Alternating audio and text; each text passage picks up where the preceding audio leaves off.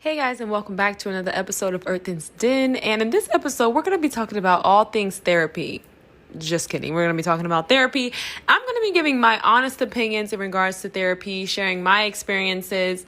And I just want to make this clear. Before we get into this episode, this is not a therapy bashing podcast, right? Like, I'm not here to bash therapy. If you listen to my past episodes, I was totally open to the idea. I was totally supportive of the entire movement.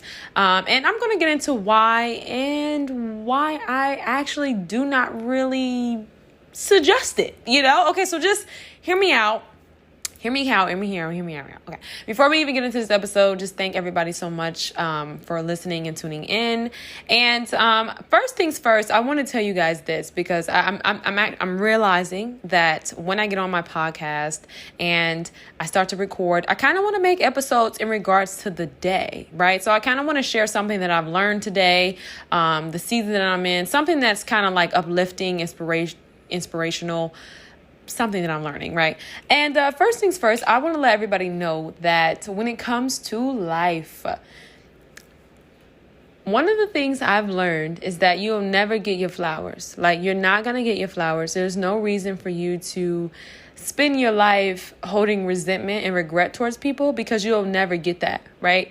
And it really makes sense when you really think about the entire, idea of flowers and just, and the reason why I say that it makes sense is because it's like when you die, then you get flowers. You know what I mean? Like it's almost like respect, you know what I mean, in a way. And so just get that out of your head, first things first. And secondly, what I'm learning is that there really are people who will never give you the credit, but instead it'll come out in envy.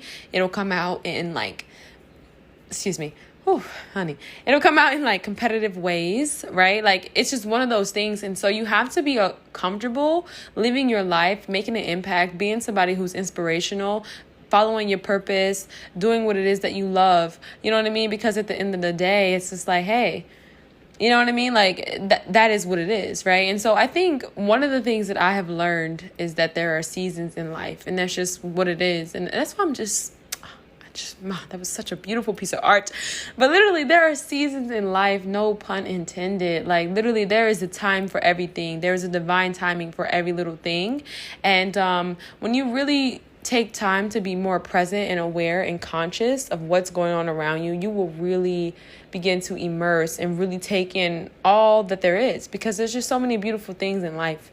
You know what I mean? Like eyesight and laughter, you know what I mean? It's amazing. So you won't really live with all that fear and resentment and all those negative emotions. It's just not necessary. But anyways, so let's talk about therapy. First things first, honestly, I was totally rooting for therapy. Like, I felt like it would be a great place to have some ventilation. I felt like it was one of those things to where when it came to talking to a complete stranger, you could open up about certain things. They could kind of, get some type of analytic, diagram, I guess, of your mind, your way of thinking, your upbringing, kind of help you get to the roots of your problems. But what I have found, and that's why I wanted to make that whole little preface, that disclosure at the beginning of this episode, because I want everybody to know that this is my personal experience and this is my personal truth, right? This is my honest opinion. I'm not here to pick sides or to really just bash anything, right? So I just want to say that first things first. But you guys, this is something that I have definitely noticed when it came to therapy and working in the field that I am currently occupied in. It's just one of those things where I just recognize how quick society and how quick doctors are to prescribe pharmaceuticals, because it is a multi-billion-dollar industry.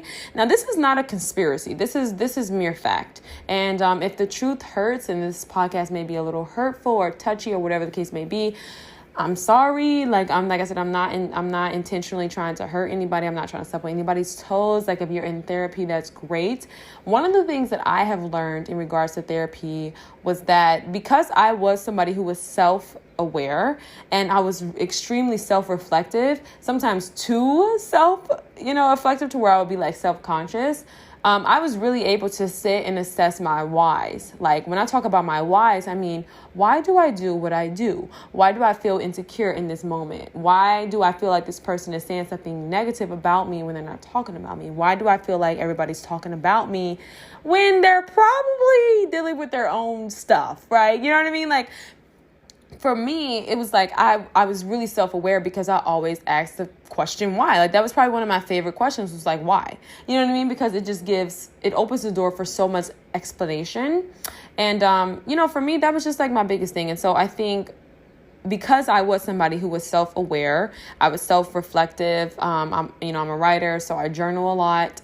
Those things were completely different for me. And so the reason why I do think you should possibly check out therapy, if you are somebody who really battles with, constructive criticism, right? If you are somebody who maybe battles with trust and you're not willing to open up about trust, if you are somebody who really battles with severe, when we talk, I'm not even going to call it an illness. I'm going to talk about just life, right? Because I think we're too quick. I talk about this in a couple episodes like previous to this one.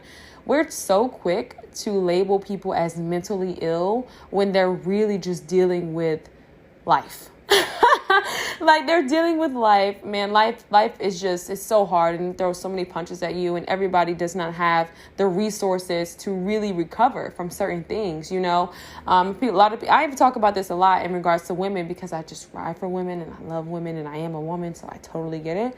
But like when it comes to women, if you've never been protected by a man, if you've never, had a father figure or somebody in your life to step into that place for you and be a role model, you know what I mean? A healthy role model, you have no idea what it's like out there on the field, right? And so, you step onto the scene and you're just a sweet little innocent girl, you're bug-eyed and you're honest, you know what I mean? Because that's kids. Like we're all just so innocent in the end, and at the end of the day, that's youth, right? Like when you're in your 20s, early 20s, like you have no experience, right? Like we're totally ill-experienced. We're just living our bestest lives. Like we're doing what makes sense. We're doing what we pretty much saw our parents do, but we're trying to correct it, but we're in the process, right? So you don't know what you just don't know, right? And that's why I'm learning when it comes to people is to be more compassionate, right? To be more compassionate, you have to understand that because it's a norm to you, but it's not for everybody. My grandmother and we went grocery shopping today, and she told me how her mother met a guy who did not have a family. He literally didn't have anyone on this earth that he could call, to talk to visit, to, share a Thanksgiving with. That's life, and the crazy thing about it is it isn't until you're older that you really start to, recognize these things, and you understand that your presence is truly a beacon of light in the presence of others, and so you just really learn to humble yourself, and you really get rid of the judgments. But I'm kind of going on a tangent here. That's what I will say are the pros in regards to therapy, right? But the downfall to this here is that unfortunately, with every occupation, there are a lot of people who are looking for themselves, right? Typically doctors birth doctors, right? And it's kind of like how entrepreneurs sometimes birth entrepreneurs. Now, of course, this is not on a status quo, or, you know what I mean? Like there's no measurement to this, and it's kind of like mere opinion, but at the same time, it's kind of like a little factual. You're going to recognize that, and you're going to realize that the same common denominator that we all have is that we're typically a product of our environment, right? And so what happens is you have people who are in the position to diagnose another human being. And if I have grew up and I am privileged, I have never been to the quote unquote ghetto. I know everybody's like, oh my God, this is so ghetto. But no, the ghetto is actually a place where a lot of people are grouped together, and it is more so like a systematic tactic to really play on the minds of a certain race. Okay, so it's not like a, you know what I mean? Like I know we talk about it and it's like, hey, you know what I mean? It's one of those things, but it's really not, So anyways, when you recognize that and you understand that, like, that main big picture, right? You're going to have people who have never lost a parent, right? You're going to have people who have never went through any financial hardship. You're going to have people who have never experienced a life without their needs, right? Let's talk about Maslow's law. Like, you're going to have people who have never experienced any type of deprivation in their life. You know what I mean? And so what that's going to birth is a person who has no type of relation. So when they see a person who comes in and they're just like, I am pretty much losing it. I have no idea what's going on anymore. Sometimes I have these very negative thoughts about hurting myself, hurting others, and they're going to prescribe a medication, right? Because they're going to get paid. And this is what their job title is, to fix, to help. And what they're doing is they're doing it to the best of their ability, right? And this is the problem. This is the problem right here. And so what happens is once you start taking medications of any kind. And I read in this book, it's called From Tears to Triumph. It's by Marianne Williams. It's so good. I'm almost finished. I think I'm like half through because I'm kind of like reading multiple books at the same time. I know, please, if you're a reader, you understand. You know what it's like out here. But no, seriously. So what happens is antidepressants and depression and anxiety, all of these things are being labeled as illnesses when the reality is that it is life, right? And so what happens is we are so reliant on so many other things other than ourself, other than our faith, other than things that can really carry us, other than our spirituality, right? Like we don't have the understanding or the wisdom in those areas. And so it's so easy to rely on science and studies because it's proven, right? And so we're going to rely on these studies and we're going to say, hey, this person is this, and this, right? I am so thankful that my mother never took me to a clinic. I will never forget, I met a guy, and this is something that's actually really, really heartfelt because this is when I was on my spiritual journey. Long story short, this guy stole my iPhone. I didn't have an iPhone for like 6 months. I had a flip phone because that's all I could afford at the time, and I was doing like minute cards at Kroger. It was so affordable now that I think about it, but I didn't have a phone, so I was so connected like with people, and I realized that the world was not as bad as it seemed. I realized that myself was not, I realized that for me, myself, I was not this perfect person, and I realized that I was not put together, and I realized that, I was human and that I was like average, and that there was no above or below, and in that space, it was so beautiful. And I feel like it was a time that was so short-lived in my life, but I remember it so blissfully because the peace that was delivered after that was just so harmonic, and I have never been in such a space of alignment. I wrote my book Seasons when I was in that space, and it was beautiful, and getting back to life and normality and conformity and civilization just really put me in a different space. But I'll never forget that, and it's always with me, that level of consciousness that I was able to access when I was in that still season, right? And so I met this guy, and I'll never forget it. He told me that he was on medication, and he's like, yeah, if I don't take it, I'm pretty much going to start wilding. We actually met at the library. He just kind of walked up to me, and, I actually wasn't afraid. And it's funny because, if you look at like, I don't want to say normal, and I want to be very mindful of what I'm about to say, but like a lot of people would identify this person as crazy, right? But we sat and we talked, and he was highly intellectual, and we had a conversation about a multitude of things within like 5 minutes. I could tell that his mind was kind of like mine. It was very similar. We had phone conversations, and when it kind of got to a point where he was a little flirtatious, I kind of just like shut it down. But what I realized was that, he told me like, hey, I'm on medication, and if I don't take it, I pretty much just start wilding out. And I'm like, for my safety, of course, I was in a space of openness and consciousness and all those things. But I'm going to be honest, right? It was tough, because I had to think about my safety. I had to think about those things. And so, of course, ego comes in, fear comes in.